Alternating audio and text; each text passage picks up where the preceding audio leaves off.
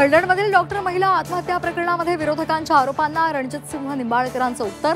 शेर को धमका सकते हैं, डरा सकते नहीं, रामराजेंवर पलटवार। तर समर्थकांकडून निंबाळकरांना दुग्धाभिषेक।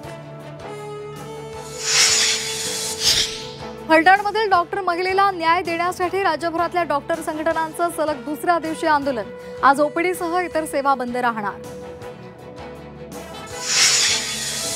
काँग्रेसची आज मुंबईमध्ये महत्त्वपूर्ण बैठक। दुपारी 3 वाजता टिळक भवनामध्ये बैठकीचं आयोजन। आगामी मनपा निवडणुकांसंदर्भात चर्चा होणार।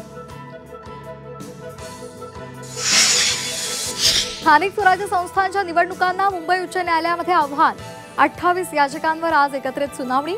मतदार यादी, सीमांकन आणि प्रभाग रचनांवर याचिका। युती केल्यास कार्यकर्त्यांना लढता येत नाही, काँग्रेस प्रदेशाध्यक्ष हर्षवर्धन सपकाळ यांचं मोठं विधान। महाराष्ट्राचा पप्पू ठरवण्यासाठी भाजप आणि शिवसेना उद्धव बाळासाहेब ठाकरे पक्षामध्ये चढाओढ। शेलारांनी न कळत फडणवीसांना पप्पू ठरवलं। उद्धव ठाकरे यांची टीका। उद्धव ठाकरेच पप्पूचे पप्पा असल्याचं दाखवलं। भाजपचा खोचक टोला।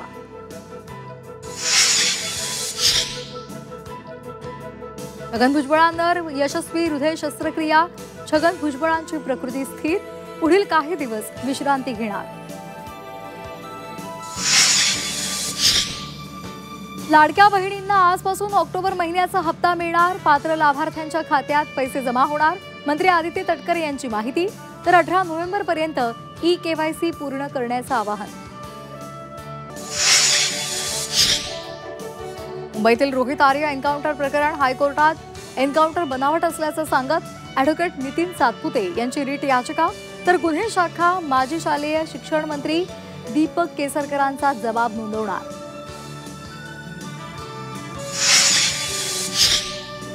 अभिनेत्री दया डोंगरे यांचं मुंबईमध्ये वृद्धापकाळानं निधन।